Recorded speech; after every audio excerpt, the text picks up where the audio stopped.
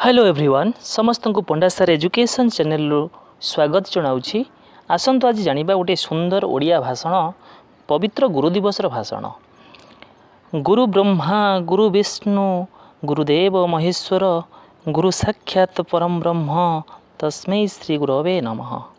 सम्मान्य सभापति महोदय, परम पूज्य गुरुजी और गुरुमा, सम्मान्य अतिथिगण, मोर सान बड़ भाई और भौणी माने तथा मोर आदरर सहपाठी और सहपाठिनी गण, आज यही पवित्र दिवस अवसर में मु समस्त को हृदय भरा शुभेच्छा और अभिनंदन जनाऊँगी।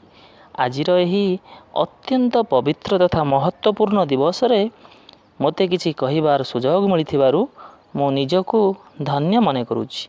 आशा करे मोर जत किंचित त्रुटि को आपणक ज्ञान रे सुधारी नेबे। आज हेउछि सेप्टेम्बर मास 5 तारिख, पवित्र गुरु दिवस। भारतीय गुरु शिष्य परंपरार एक स्मारकी दिवस स्वरूप यह प्रत्येक छात्र छात्री अत्यंत भक्ति श्रद्धा और सम्मान सहित धूमधाम रे पालन करिथांती। एही दिवसटी भारतर पूर्वतन राष्ट्रपति तथा पृथ्वीर जड़े श्रेष्ठ दार्शनिक सार डॉक्टर सर्वपल्ली राधाकृष्णन का जन्मदिवस।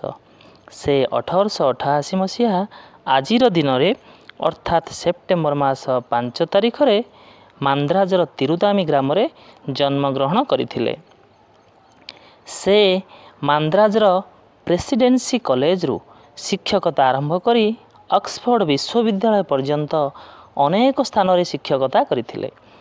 तांकर उत्तम शिक्षकता, साधुता, कर्तव्य परायणता, महत गुण निमित्त से जातीय गुरु भाव रे जनाशुना।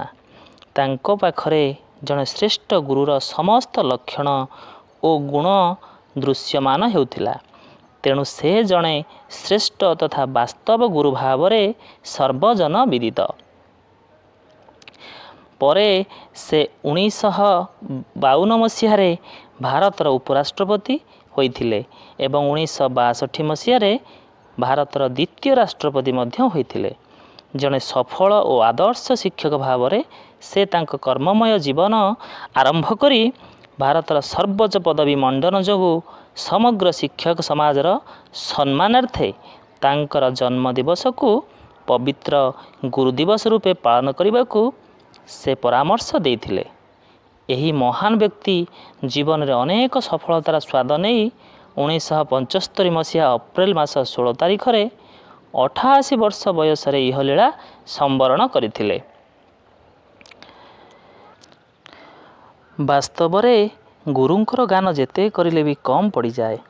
माता पिता आमर प्रथम गुरु हेले मध्य आमे जेउठारु शिक्षा लाभ करिथाउ से भी आमर गुरु अटंती। गोटिए छात्रर सफलतारे प्रथमे बेसी खुशी होइथांती तार माता पिता, तांको सहित अधिक खुशी होइथांती तांकर गुरु। ब्रह्मा सृष्टिकर्ता, विष्णु पालनकर्ता और महेश्वर संहारकर्ता, किंतु गुरु एकाधार रे समस्त गुणर अधिकारी अटंती। गुरुंकर शुभाशीर्वाद रे जड़े छात्र केते जे शीर्ष को जाई पारे ताहा कल्पना करिबा असंभव। तेणु गुरु पूजा प्रत्येक छात्र छात्री करिबा नितांत आवश्यक। अज्ञान रूपक अंधकार को दूर करी ज्ञान रूपक आलोक को प्रदान करिबारे समर्थ होइथांती केवल गुरु। अतीत रे अनेक पुराण कहानी, शिष्य एकलव्यर गुरु भक्ति, शिष्य आरुणीर गुरु भक्ति, शिष्य उपमन्युर गुरु भक्ति परि अनेक कहानी समाज को अनेक किछि शिक्षा देई थाए। गुरुंकर आदर्श रे अनुप्राणित होई तांको दिग्दर्शन रे चालुथिले केबे भी बाधा विघ्न आसी न थाए। गुरु ही वास्तव रे ईश्वरंकर एक अवतार। तेणु तो कहा जाए गुरु को न मणिब नर गुरुजे साक्षात ईश्वर। किंतु पूर्व काल रे भारत रे विद्यार्थींकर गुरुंक प्रति यथेष्ट सम्मान और भक्ति परिलक्षित हेउथिला। मात्र वर्तमान समय रे सेपरि गुरु भक्ति परिदुष्ट हेउ नथिला परि लागे। तेणु उभय छात्र छात्री और शिक्षक समाज परस्पर को स्नेह और भल पाइबार बंधन रे गुरु शिष्यर परंपरा को सुदृढ़ करने संकल्प नेबा उचित। तेणु जीवन में प्रत्येक गुरु को यथोचित सम्मान और भक्तिपूर्वक पूजा करी गुरुंको ठारू आशीष भिक्षा करी जीवन पथरे अग्रसर हेबा उचित। आउ विशेष किछि कहूना मोर समस्त गुरुंको चरण रे पुनर्बार भक्तिपूत प्रणाम जनाई एतिकी कहिबी गुरु तुमे मो जीवने जीवंत ठाकुर तुम बिना नहीं केबे मुकति मोहर तुम बिना नहीं केबे मुकति मोहर तुम बिना नहीं केबे मुकति मोहर। एतिकी कही मु मोर वक्तव्य सांग करुछि। भारत माता की जय। आशा करुछि निश्चित ये भाषण भल लागिबो समस्ते यहाँ अभ्यास करेंगे एवं निजे जाकि भाषण भल भाव अत्यंत सुंदर भाव भाषण टी प्रतिपादित करेंगे। धन्यवाद।